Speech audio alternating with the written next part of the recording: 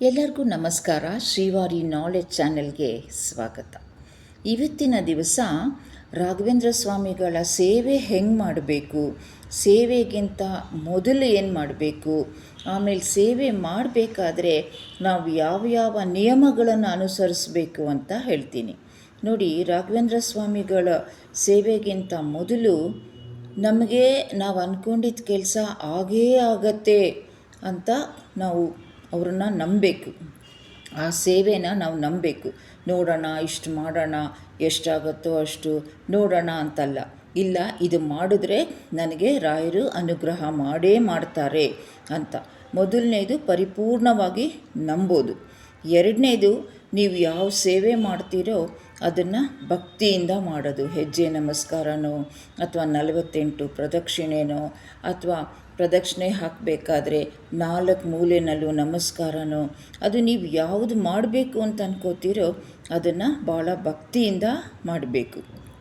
ಆಮೇಲೆ ಸೇವೆ ಮಾಡೋಕ್ಕಿಂತ ಮೊದಲು ನೀವು ಯಾವ ನಿಯಮಗಳನ್ನು ಅನುಸಾರ ಮಾಡಬೇಕು ಅಂತ.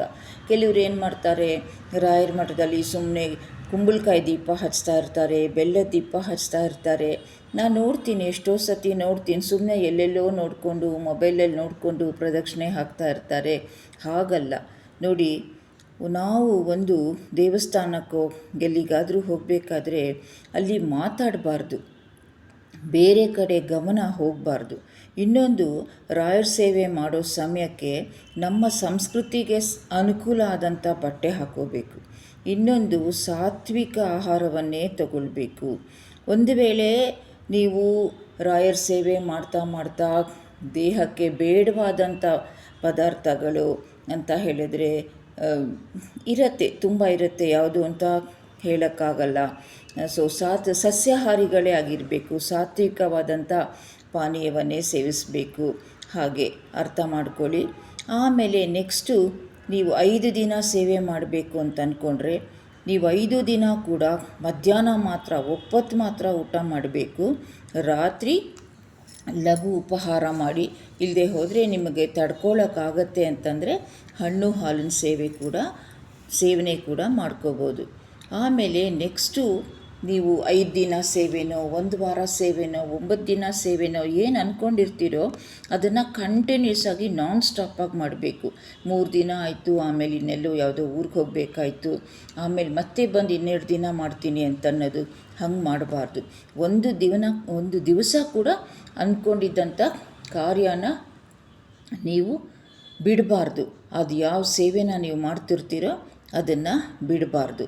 ಆಮೇಲೆ ಸೂರ್ಯೋದಯಕ್ಕಿಂತ 1 ಗಂಟೆ ಮೊದಲೇ ಏಳಬೇಕು.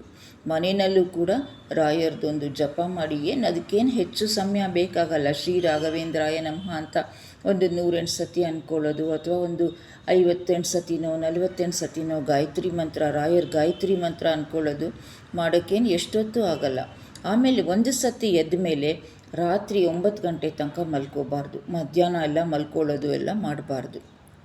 ಆಮೇಲಿಂದ ರಾಯರ ಜಪ ಮಾಡಿದ್ಮೇಲೆ ನೀವು ರಾಯರ ಮಠಕ್ಕೆ ಹೋಗಿ ಮಂತ್ರಾಕ್ಷತೆ ತಗೊಂಡು, ತೀರ್ಥ ತಗೊಂಡು ಆಮೇಲೆ ನೀವು ಶುರು ಮಾಡಬೇಕು. ಬೃಂದಾವನವನ್ನೇ ನೋಡಿಕೊಂಡು ಅಲ್ಲಿರೋ ಕೆಲವು ಬೃಂದಾವನದ ಮೇಲೆ ಲಕ್ಷ್ಮೀ ನರಸಿಂಹ ಇರ್ತಾರೆ, ಕೆಲವು ಬೃಂದಾವನದ ಮೇಲೆ ರಾಮದೇವರು ಇರ್ತಾರೆ, ಕೆಲವು ಬೃಂದಾವನದ ಮೇಲೆ ಆಂಜನೇಯ ಸ್ವಾಮಿ ಇರ್ತಾರೆ. ಅಲ್ಲಿ ಯಾವ ದೇವರು ಇರ್ತಾರೋ ಆ ದೇವರನ್ನ ನೀವು ಸ್ಮರಣೆ ಮಾಡ್ಕೋಬೇಕು. ಆಂಜನೇಯ ಸ್ವಾಮಿ ಇದ್ದರೆ ಶ್ರೀ ಹನುಮತೆ ನಮಃ ಅಂತ ಹನುಮನ್ ದೇವ್ರ ಸ್ಮರಣೆ ಮಾಡಬೇಕು. ರಾಮದೇವರಿದ್ದರೆ ರಾಮಾಯ ರಾಮಭದ್ರಾಯ ಹೇಳ್ಕೋಬೇಕು. ಹೀಗೆ ಬೃಂದಾವನದ ಮೇಲ್ಗಡೆ ಇರೋ ದೇವರನ್ನು ಕೂಡ ಸ್ಮರಣೆ ಮಾಡಿಕೊಂಡು, ರಾಯರೇ ನಿಮ್ಮ ಎದುರುಗಡೆ ಕೂತ್ಕೊಂಡಿದ್ದಾರೆ, ನೀವು ಮಂತ್ರಾಲಯದಲ್ಲೇ ನೀವು ರಾಯರ ಎದುರುಗಡೆನೇ ಕೂತ್ಕೊಂಡಿದ್ದೀರಾ ಅಂತ ಅಂದ್ಕೊಂಡು ಪ್ರಾರ್ಥನೆ ಮಾಡಿಕೊಂಡು ನಿಮ್ಮ ಮನೋಭೀಷ್ಟವನ್ನು ರಾಯರಿಗೆ ಹೇಳಿಬಿಟ್ಟು ನಿಮ್ಮ ಪ್ರಾರ್ಥನೆ ಶುರು ಮಾಡಬೇಕು.